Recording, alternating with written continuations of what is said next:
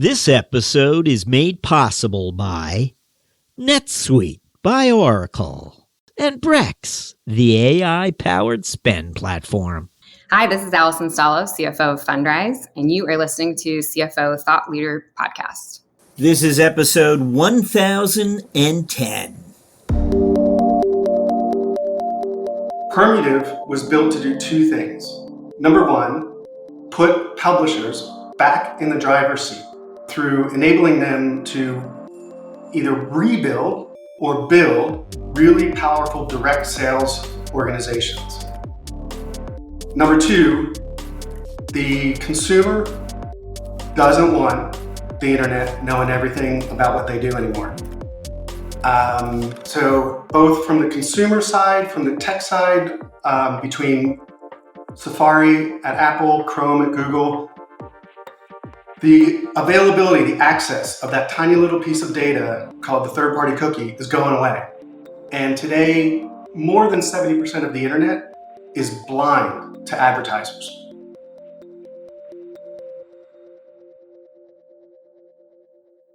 Hi, it's Jack. On today's episode, we speak with Michael O'Grady, CFO of Permutive. Michael O'Grady's finance strategic moment occurred in 2014, shortly after he joined an edtech company as a senior FP&A pro. Recognizing that the company's executives had differing visions, O'Grady proposed skipping the annual budget process and instead focusing on a 5-year integrated plan. By January, O'Grady stood before the company's board, displaying his 5-year plan.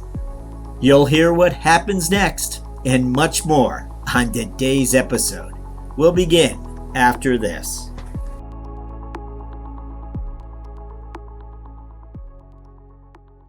$37,025.1.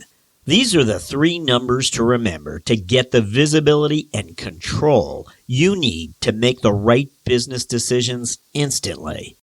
37,000. That's the number of businesses which have upgraded to NetSuite by Oracle. NetSuite is the #1 cloud financial system, streamlining accounting, financial management, inventory, HR, and more. 25. NetSuite turns 25 this year. That's 25 years of helping businesses do more with less, close their books in days, not weeks, and drive down expenses. 1. Because your business is one of a kind, you should get a customized solution for all of your KPIs in one efficient system and with one source of truth. Manage risk, get reliable forecasts, and improve margins. Everything you need, all in one place. Right now, download NetSuite's popular KPI checklist designed to give you consistently excellent performance, absolutely free, at netsuite.com/KPI. That's netsuite.com/KPI.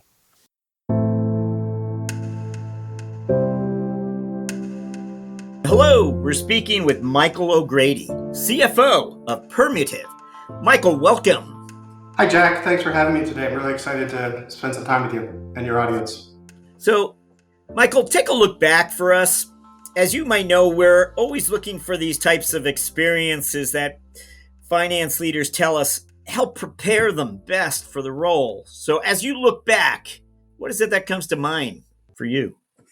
Yeah, I was thinking about this, and I've told this a lot of times to people who are either new in their career or even I've had colleagues say, "Hey, my kid's going to college, wants to study finance, etc. We just spend time talking to her." And I always say my path to this office was meandering and totally unpredictable. I was an English major when I was in college. Actually, English major, finance minor, music minor.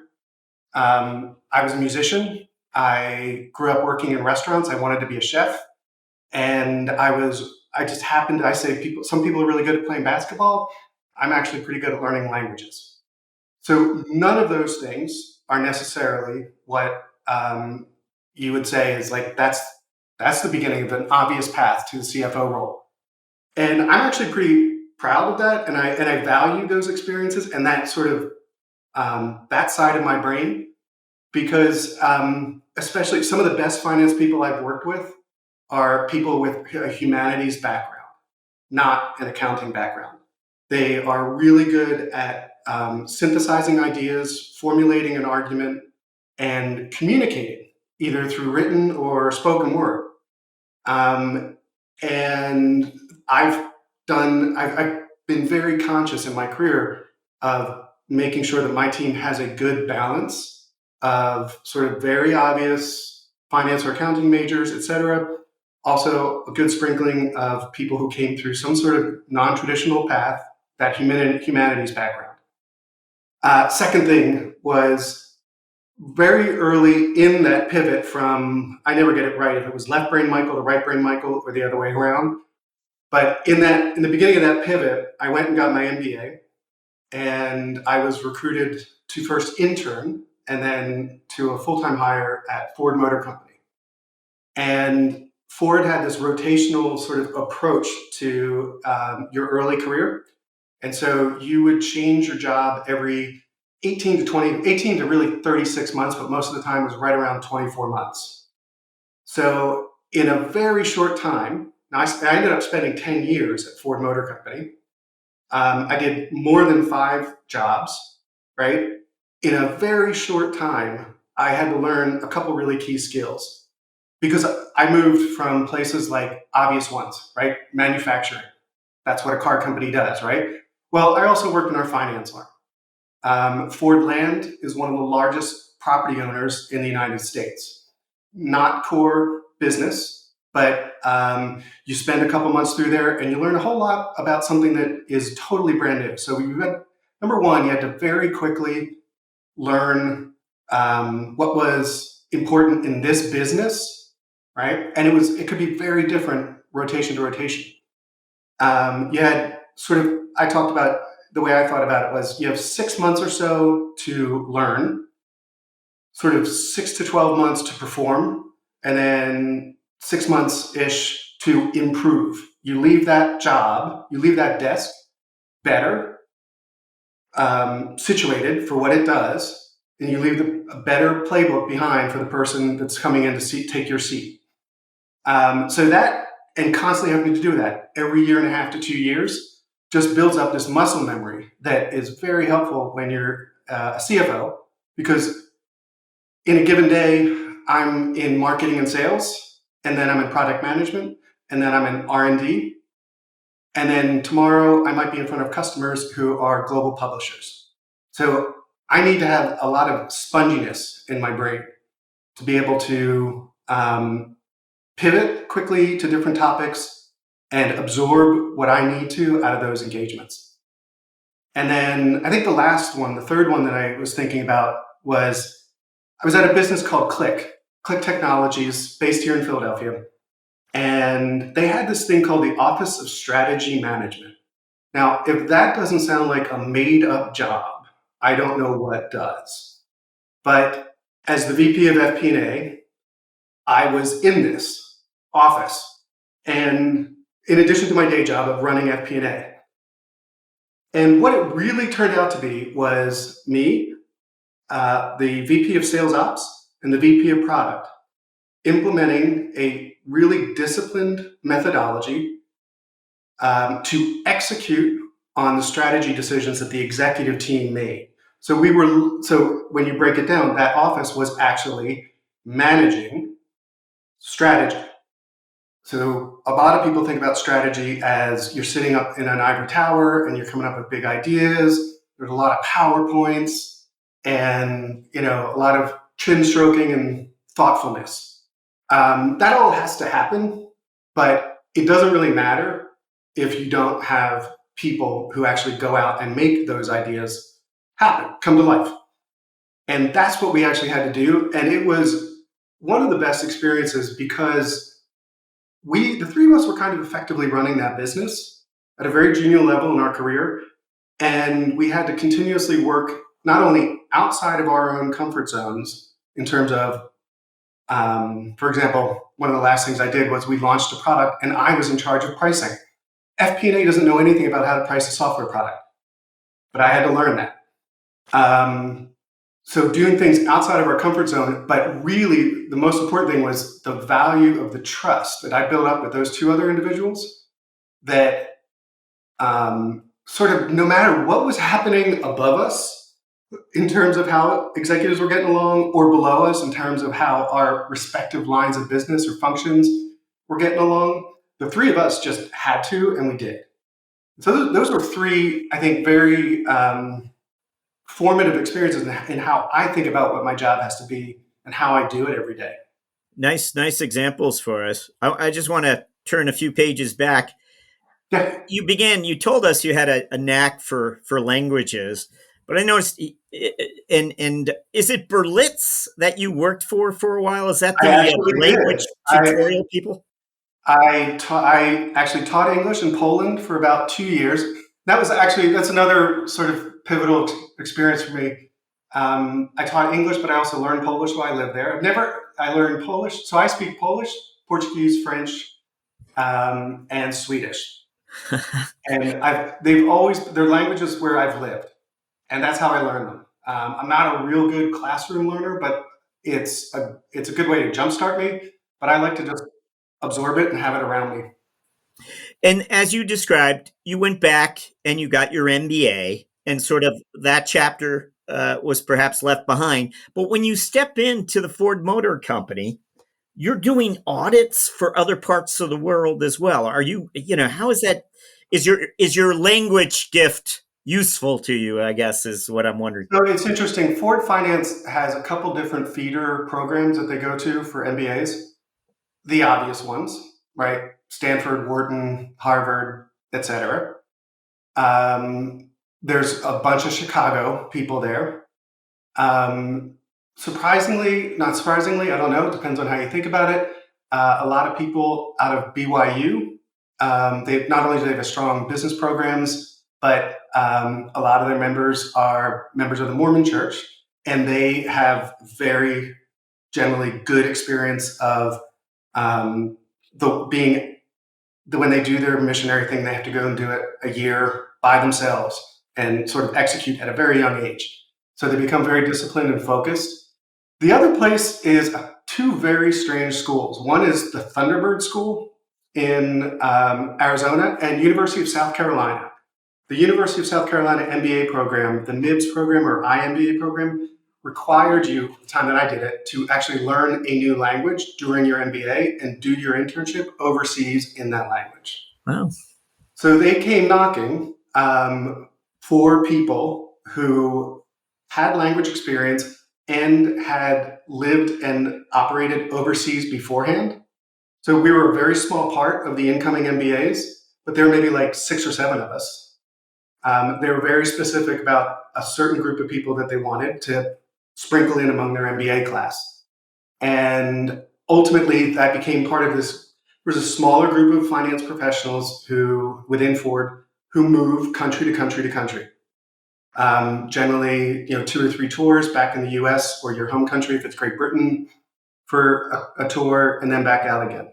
And that was actually surprisingly not something you would think an automotive manufacturer is going to recruit for, but very much so. And I'll just read the item that I see on your bio: responsible for delivery of automotive and financial services operations audit in the US, Brazil, Argentina, and Mexico. And again, you were an audit supervisor, I think, for a period there. Interesting. So your two worlds do intersect. Mm-hmm. You stick with automotive for nearly 10 years. Must be a decade, close to it, no? That's right. And you're with not only Ford, but Volvo. And I'm curious, you didn't get married to the sector, to be honest. Executives from the auto industry often remain in the automotive sector. So I think 2 things happened, one probably more important than the other. At a certain point along the way, I acquired a spouse and children, and the constant moving, I was having a great time doing it. It was not such a great time always for my family. And if I wanted to get off that train but stay at Ford, then we were basically going to be put back into Michigan, and like, that's it. That's your home. And I'm an East Coast kid, and my spouse is from outside the U.S., from Europe. And neither one of us, nothing against Michigan or Michiganders, they're really nice people. It's a gorgeous place in the summer, but we didn't really want to put down roots there. So that's sort of the number one thing. The second thing was I had spent pretty much 10 years cutting in a really, really challenging economic and self-induced economic environment and problems that we induced on our own. I could have kept doing that, no doubt about it. But I then also had to figure out how do I settle down more in one place? And if I do that, where do we want to be? And what's the space that'll allow me to continue having that international exposure, et cetera, but not in quite the same way? We picked Philadelphia because I grew up here. Again, nothing against pharma, but I wanted nothing to do with pharma. I knew I wanted to be in number one, number two, number three company in its industry. I wanted to be in a growing space, not a contracting space. I didn't want to spend the rest of my career cutting jobs and cutting programs. And I wanted it to have a significant exposure to the rest of the world, not just the US. And it took me about 18 months, but I found that job at Click, and it hit on every single one of them. It is an interesting segue, because I think it's a challenging one in several ways for a candidate. Were you recruited? Was there a recruiter involved? There was a recruiter involved. When you sit down for the interview, they're like, wow, you've got a decade in automotive. That's so different from what we're up to here. Or no, what was the sort of the experience, how you had to explain why I'm in this chair, why I want this job? I did. An interesting story. I didn't get the job the first time around. But I did have to explain that to a lot of people. The CFO was fine. He got it because he came out of Bertelsmann. He was in media, and he got into this. He was the CFO of an analytics business. So he didn't have issues. But other people around the business really were like, well, you don't understand anything about what we do. And I had to fight that. I focused on what I did know, right? After 10 years at Ford Motor Company, I know what good looks like in terms of an FP&A process. They didn't really have one. I had spent time doing our earnings releases. They were newly public, and they didn't have an FP&A function. Remember that. They didn't have investor relations. That was outsourced. I had done that. And just general sort of like procurement, hiring, facilities, all of those things that I ended up doing that were not core at Ford Motor Company became really valuable when I started talking to them about, well, what's it take when you guys open an office? How do you do it? And how do you not pick the wrong location, staff up too much in the wrong country, et cetera? So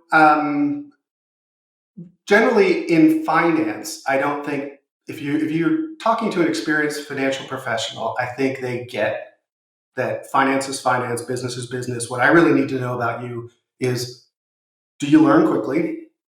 And are you going to be part of the solution or part of the problem? Meaning, are you, the person who always says, no, we just have to stick to the budget, or the person who says, I hear what you want to do, but we're going to figure out a different way to get there because that one that you just said doesn't strike me as reliable. If you figure those two things out, if you can demonstrate that you can learn quickly and that you are part of the solution, not part of the problem, then I think finance generally can look at each other and go, yeah, I get this.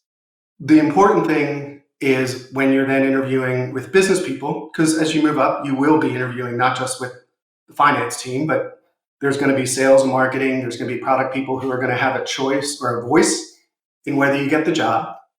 Is that you demonstrate that you just have good business acumen and you sort of understand not the specifics of what they do, but you understand the hydraulics of running a business. And that I learned 3 or 4 different kinds of businesses. I can learn this one too with your help. I'm going to need your help to learn the specific hydraulics of this business. But once I do, I've got 10 years of really strong experience in an amazing finance training ground to bring to the table.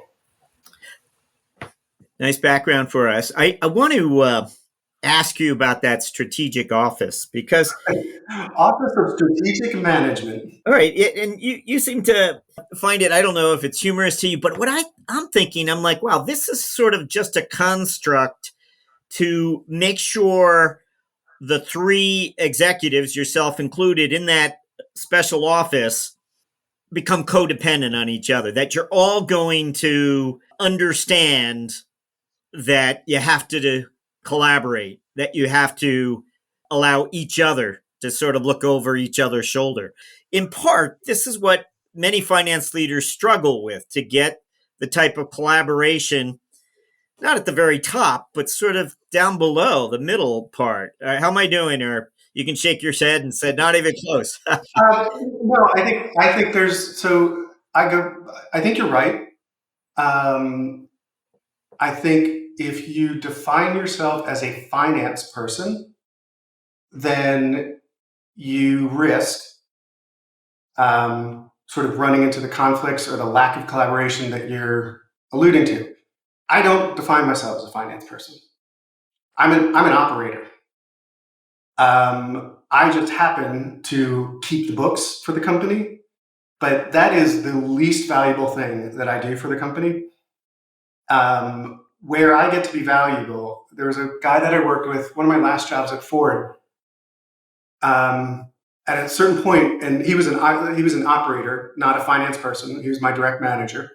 And at a certain point, I was like, I just feel like all I do is ask you guys questions. And he said, you know what, Michael, we've been doing this our entire lives. So 9 out of 10 questions that you asked, we've already thought of.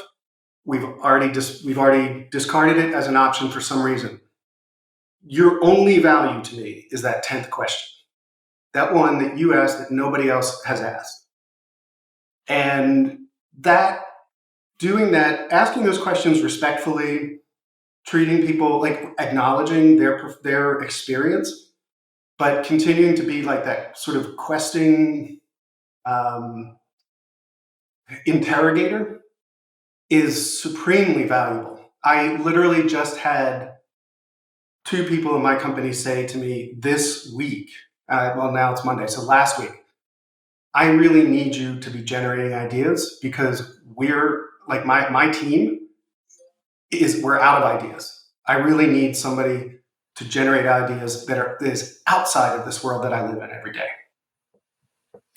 Meanwhile, how is it stepping into a smaller company for you who are in these plus size enterprise companies all those years? It was a challenge I had not adequately considered. When I went to Click, I went from a company of about 180,000 people and down to a company of about 800. And I came in the room with a lot of swagger. The ultimate message was I was hired for my big company experience, and they wanted me to bring that to a company at 800 people, $250 million in revenue. And by the time I left 3 years later, we were 1,200 people and $600 million in revenue. So we're growing really fast. And I walked in feeling like I had a mandate to bring process to this business. I don't think it was 6 months later that my CFO called me in and said, "We have a problem. The CEO wants me to fire you." And my CFO at the time, a great guy, still a very good friend and a mentor to me today. Number one, the most important thing was he said, "We have a problem, not you." Really valuable words to hear when you're in that situation. Yeah. And then he said, I'm going to get you some help. And there was an HR business partner that agreed to work with me. And the first book that she gave me was a book called What Got You Here Is Not What's Going to Get You There. Very good reading for somebody who thinks that they have all the answers, or newly promoted into a new role, or moving into a new environment, like going from a huge company in automotive manufacturing to a small software company. But it really came down to a conversation I had with her. Was like, I was told to come in here and bring my big company experience, and people just should listen to me. It's like, you can't tell people their baby is ugly. These people, the CEO was employee number 30. He built this company.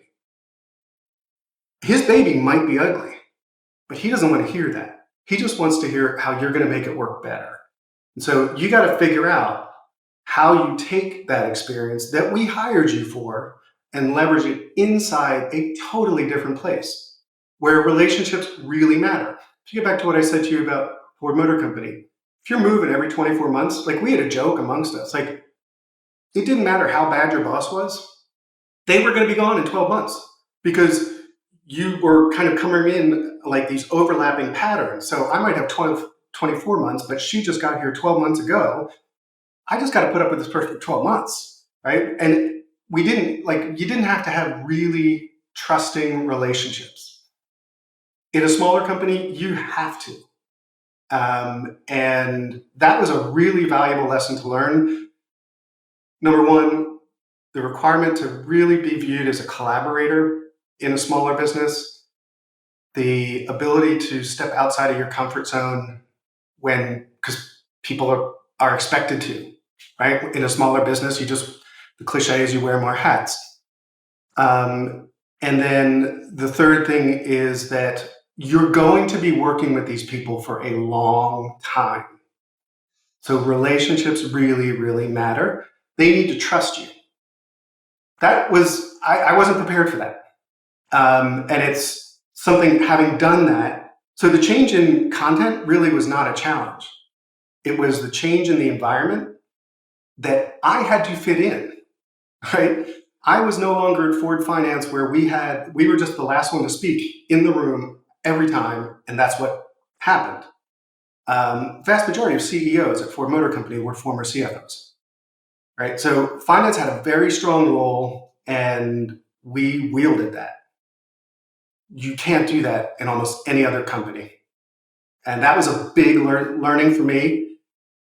The upside of going to smaller companies is I love the impact that I have.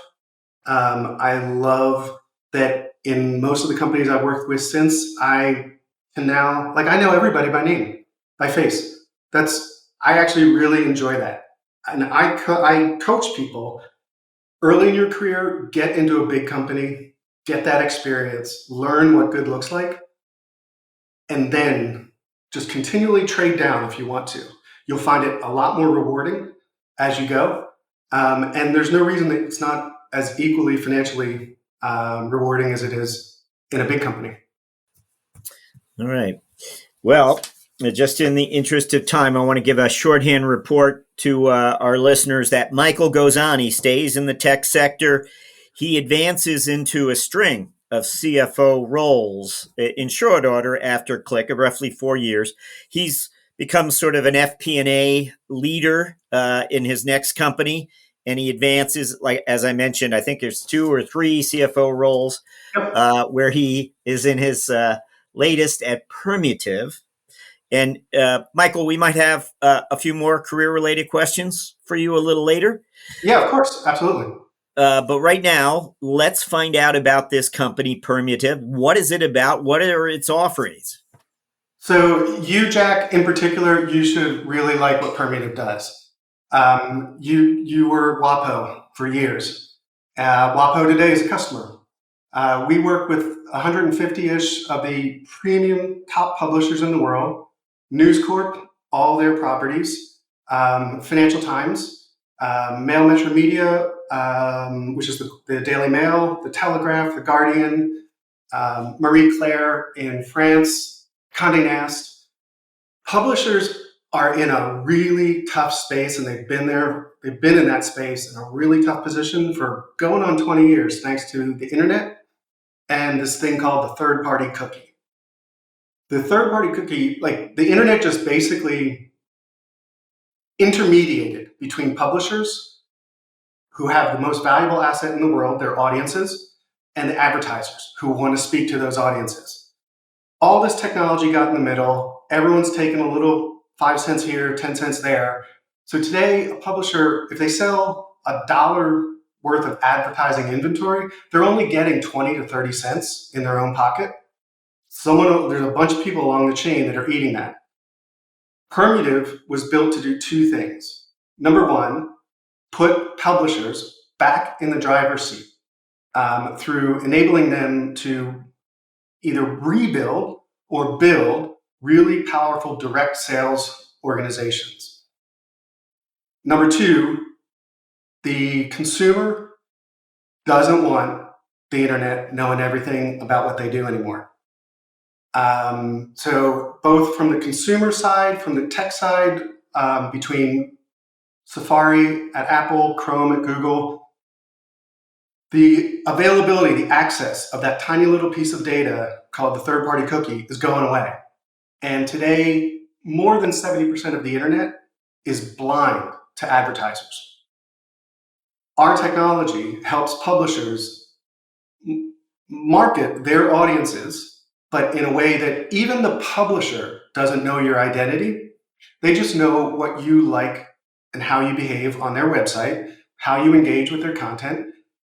And they can more effectively say to an advertiser, for example, I'm the Wall Street Journal. I have a weekend section. I have a lifestyle section. I have a men's fashion page. And I've got 50,000 people every Saturday morning who engage on this page, who are, because of everything else they do on my website, I know that they're either in finance or in M&A or they're Wall Street or whatever they are. They are well-read, they're high net worth individuals, but every Saturday, this 50,000 is looking at that fashion column. Don't you want to advertise right around that fashion column if you're a fashion brand? It's a very, very powerful, very compelling message that we're bringing to publishers. And we're working on the other side. We're working directly with advertisers, saying, do you really want to have to go through all of these transactions sort of on a direct sold basis? We can help you find audiences that are looking for what you're selling at scale. So we sit in between and we help both of them talk to each other in a way that is much more effective without all the privacy issues that are plaguing the industry today. Ad tech is broken. We're fixing ad tech. Well, you've got a lot of opportunity, let's say. We do. Can you give us maybe an abbreviated history of the company's capital? Sure. We're Series C, so we'll go back to 2015 or so. Started as the idea between two really bright founders that I'm still working with today. One of the attractions for me to take this job was to actually work with founders. I've never done that before. They had some very clever technology that, if you remember, there was a trend of something called edge computing. And it was pushing all of the compute, instead of happening in the cloud, which is expensive and slow, let the most important data-intensive computing happen as far out, as close to the device and the end user as possible. So they had this nifty little bit of technology, and they went through Y Combinator, got their Series A round with Octopus Ventures. EQT Venture Capital came in either A or B series, and in November of 2021, they closed their C series with a very big investment from a little-known investment company called SoftBank. So today we have one of our real advantages from a finance perspective. So we've got great investors who are bringing not just capital, but experience and access to really broad portfolios to the table when we meet them monthly and quarterly.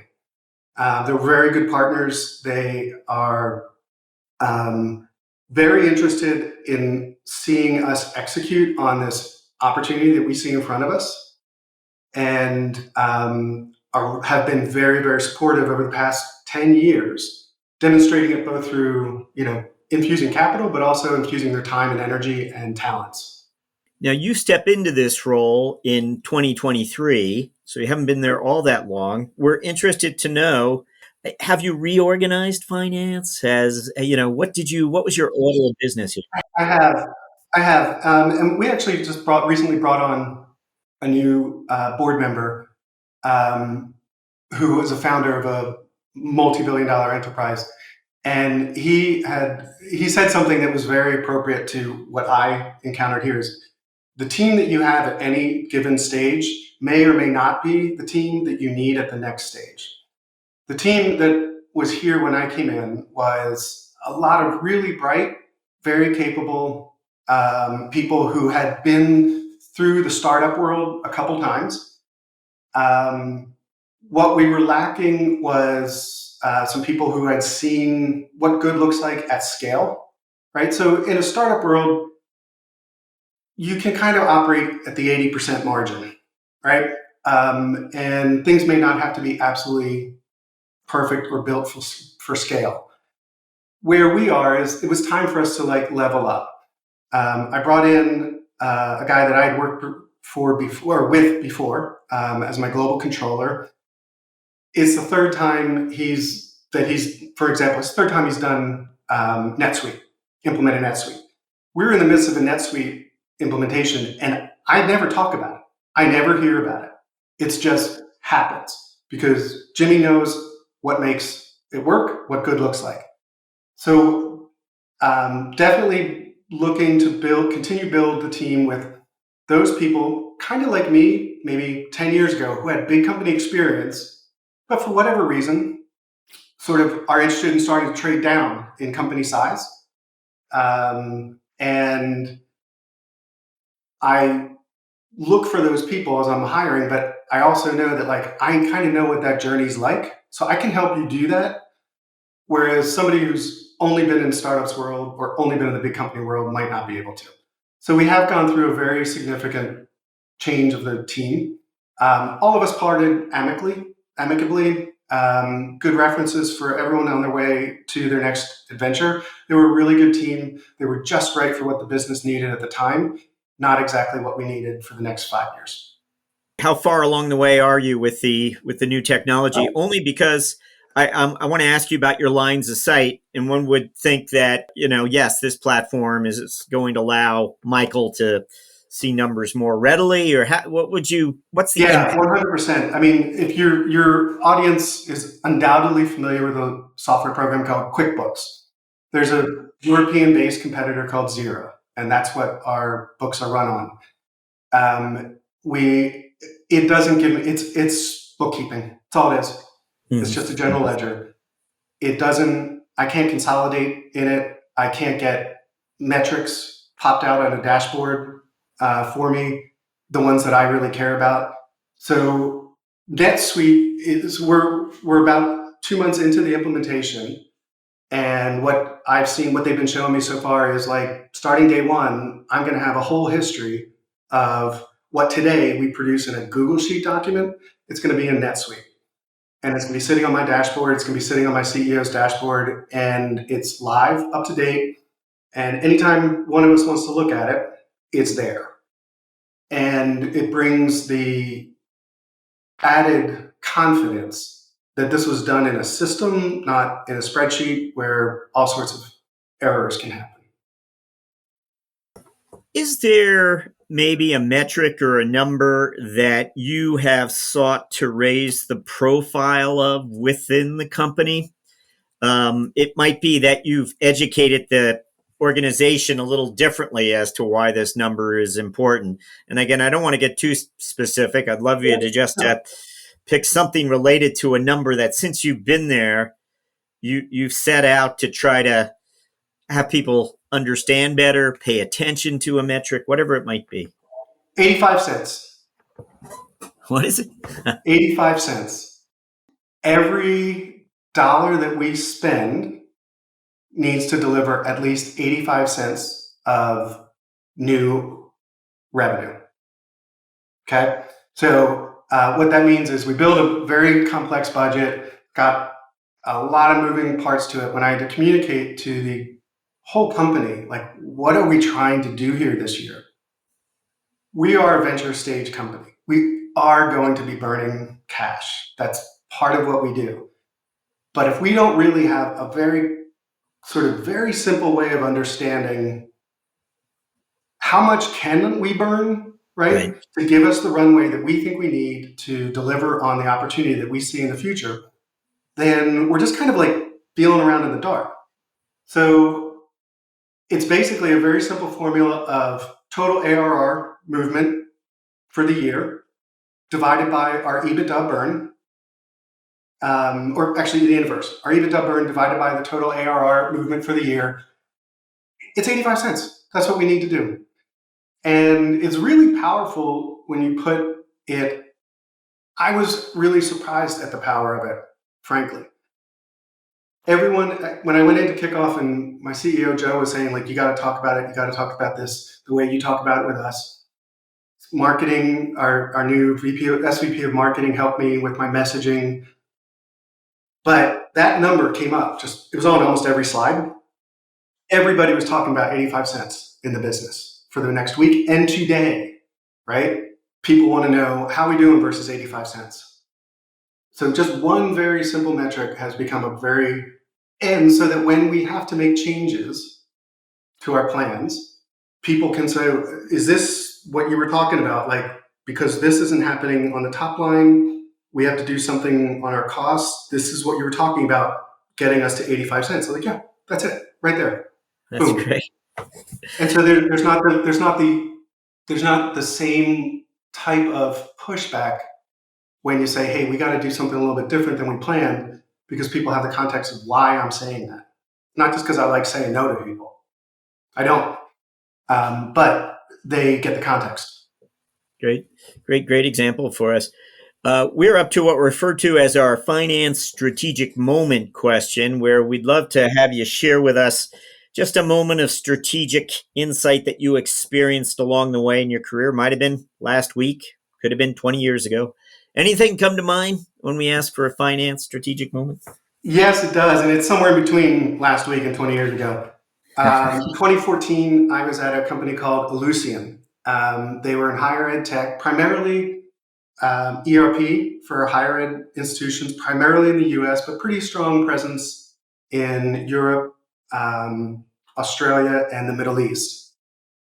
And they were very traditional, old school software. So for your audience, if they haven't spent time in the software space like I have, it's like they were still in the model where you might remember you used to buy your Microsoft Office, and you bought it, you got a disk, you installed it, and then you paid like around 20% of that purchase price every year to keep getting updates from Microsoft. That's a very traditional, old school software business model. Today, nobody buys software like that, right? It's all delivered in the cloud, and we rent it. We don't own it. They wanted to make that transition. That was where the market was moving. That's where investors wanted software companies to go, because they like the predictability of the rental model versus, are you going to make your license number this month? Are you going to make your license number this quarter? So the company wanted to move there. Problem was we had about 7 or 8 executives, and they all had a different vision of what that looked like. And none of them had made the transition before. Some of them could see outside of their line of business or function. Others really only thought about it as, so for example, the CTO thought about it as, this is a technology problem. Instead of shipping people code, we're going to have to host it. And we have to figure out that technology problem. The sales leader, the CRO, was thinking about it probably from a perspective of, my team, I'm used to paying them to sell these big, huge $1 million, $2 million license agreements. They need to sell 10 $200,000 agreements now, right? So he's thinking about it that way.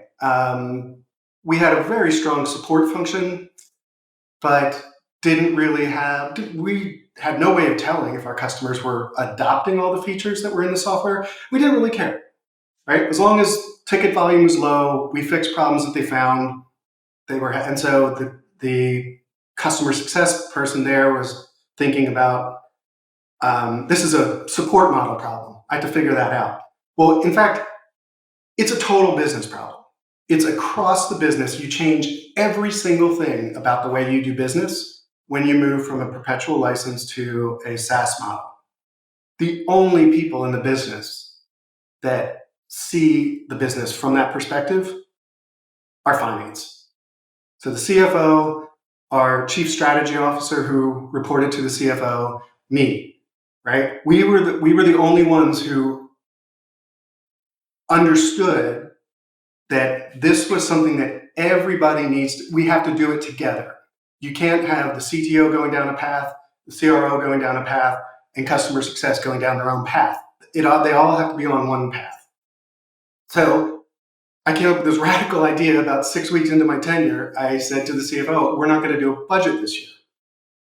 So everyone gets their Q4 run rate for budget. Let's spend the next 4 months planning out a 5-year journey that integrates all of these lines of businesses, these 36 ideas that people have, into 5 themes, and get down in the weeds on the operating model for each one of those, right? Like literally, I want a staffing model for what the CTO organization is going to look like 5 years from now. That's hard, I know, and I know we're wrong, but let's do the work, right? And so piece by piece by piece, take these little threads, combine them into themes, wrap up 5 themes. We're going to have to spend $130 million over the next 5 years to achieve this transformation. We have very mature investors in Hillman and Friedman, and they weren't anticipating spending $130 million. We were producing cash. We were a great business. For us to make that transition, we were going to actually have to invest a really significant number. So we got in front of them in January. So I got there in September. Sometime in October, November is when I had this epiphany, and I was lucky to have the support of my CEO and my CFO to do this. Built the whole plan with all of the operators and my team, put it in front of the board in January, got approval to go ahead. They were very excited about it. And that actually ended up being the investment case, the underwriting case that TPG essentially used to acquire the company that following summer for $3.5 billion. It was the largest higher ed transaction in 2015. It was the largest technology transaction in the Northern Virginia Tech Hub in 2015, all built on this one very kind of fundamental, goofy thing. It's like, hey, we can't do this 36 people at a time going 36 different directions. Let's just figure out what our path is.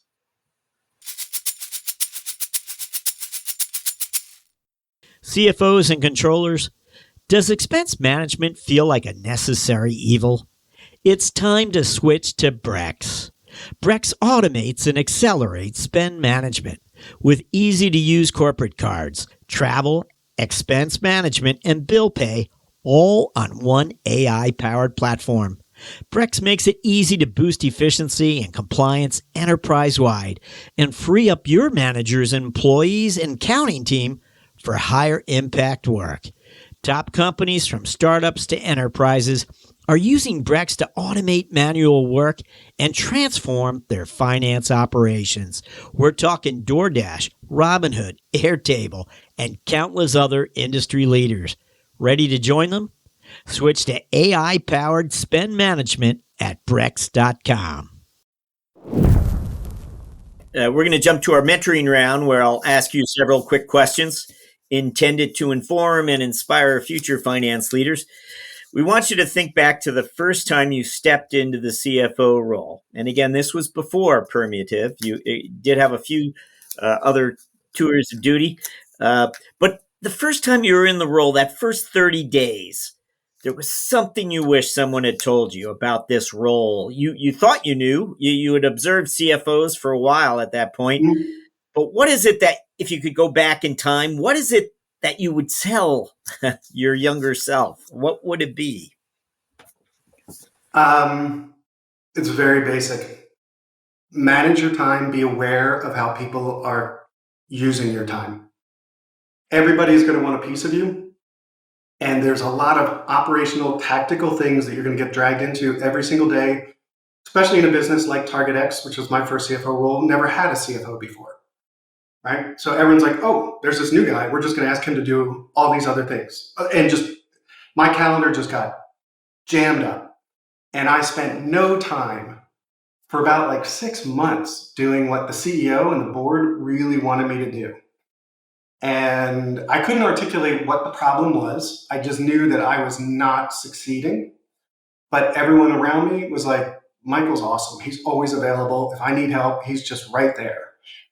But I wasn't succeeding. It was important. And so I had to literally start doing things as tactical as just blocking off time in my calendar and no one could touch it. I got very surgical in other ways, like customer transactions.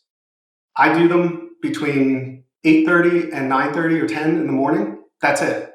If I don't get to it that day, I don't work on it again until tomorrow. Being surgical, being disciplined with my time, communicating to people that this is how I have to operate in order to have the time to look at the bigger things, the things that aren't urgent but are really important. That was something I was not prepared for, and it took me longer than I wish it had to figure it out.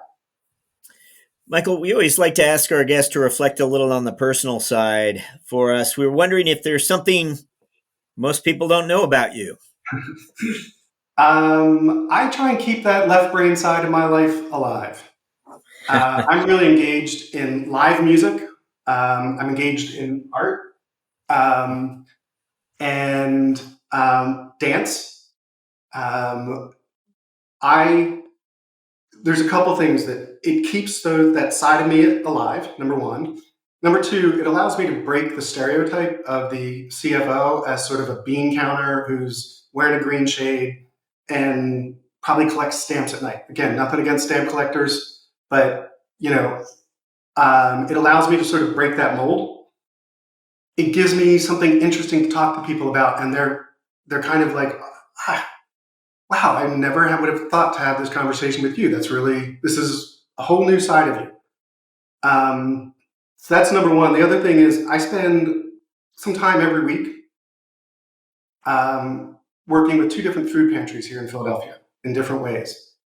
And for me, it's like I get something out of it. It's a reminder that number one, whatever's going on in my life, I'm able to put food on my table every single day, right? And number two, whatever's going on at work, however frustrating it is, however even scary sometimes, like, are we going to be able to figure this out? It doesn't compare to the challenge that people face in really nice places, not just in Philadelphia, but in the suburbs of Philadelphia, challenges they face just feeding their families. And it's a very valuable reminder to me every time that I'm driving back home after being out delivering. It's just like, I feel better about whatever I have to do, whatever I was worried about today or what I'm doing tomorrow, because I don't have to that worry. Thank you for that. We wonder if you have a book selection for us or a resource. It doesn't have to be a business related resource, but anything. It might be a book you relax with or escape with. So I'm actually reading, it's interesting you bring this up because there's this, I had never really heard of it before. There's a genre I read about in the journal maybe a month or two ago. It's systems thrillers. And it's like, imagine the sort of Hunt for Red October, like that's the traditional thriller. This genre is usually written and informed by people who really know like the big ideas, right?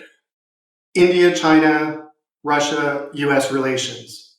what if that, and around, what if that goes wrong, right? So there's a book that I read, 2034, and there's a second one in the series. There's another one called, I think it's called The End of October, if I remember correctly. It was written in 2019. It was actually released in April 20, but was already in print, right, before COVID hit. And it's about the impact of a global pandemic. And these are, they're page turning because they're thrillers, but they are written by people who really understand, like either from an academic perspective or the 2034 was written by two guys. One of them was a former admiral in the US Navy, CENTCOM commander. They really understand the complexities of what they're talking about. And so it's very educational. You can learn something from it, but it's a page turner, right? There's like the reason to pick it up again and get to the next chapter. I really like those. I'd never heard of it before. I generally don't like the traditional thrillers because they're too, I don't know, they don't get to the complexities, right? And so that's my reading. Well, thank you for that. And we are up to our final question where we're going to ask you to look forward finally. What we're interested in is the coming 12 months, and we'd like to know what your priorities are as CFO of Permutive. Sure. As I said, Permutive's in the advertising tech space. Our publishers they're going through it right now. And our role is to be their partner, collaborate with them, help them navigate some pretty stormy waters over the next 12 to 18 months. This time period in particular is very challenging for them because of the macroeconomics. Also, Google has this deadline to not permit third-party cookies on Chrome browsers. And Chrome is the single largest browser in the world. So the traditional way that publishers and advertisers interact is going away. They're scared. This is their Y2K moment. Our job, and what I'm focused on with my team and every single one of the teams at Permutive, is how do we be there? How do we be there as a partner for the Philadelphia Inquirer? Who else were we just talking about today? But how do we help the Philadelphia Inquirer navigate this and continue to reinvent for them, put them back in this driver's seat as far as their revenue streams are concerned, in a period where they are really struggling to see what it looks like 12 months from now? Advertisers on the same page. They are hooked on the third-party cookie. They don't know what to do when it goes away. We're here to try to help them figure it out. And so my job is figure out how we do that, continuously improve our operational efficiency so we have a longer and longer runway, and ultimately build value for our investors.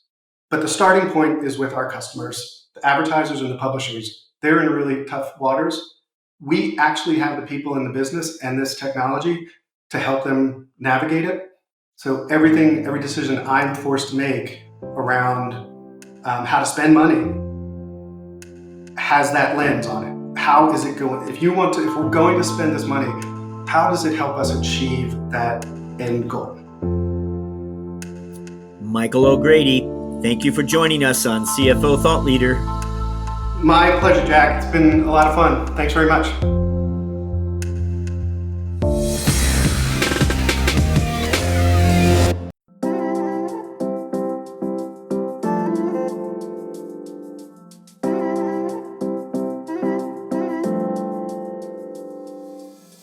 Hello, listeners. As you may know, we recently passed the 1,000 episode milestone, and the fact is, we've published well over 1,000 episodes over the years, but we only prescribe a number to episodes featuring CFOs because we know this is truly what has distinguished us over time. We're a platform dedicated to the people who actually occupy the CFO office, and to you, our listeners, who are very often seeking to better understand the roots of finance leadership. Well, it's with this in mind that we're pleased to announce the release of our new book titled The CFO 500, where we have profiled 500 of the more than 1,000 CFOs that have participated with us over the years. And you remember Siskel and Ebert, the movie guide? Leonard Moulton had his movie guide as well. Well, that's sort of the concept of what's inspired this volume, the CFO 500.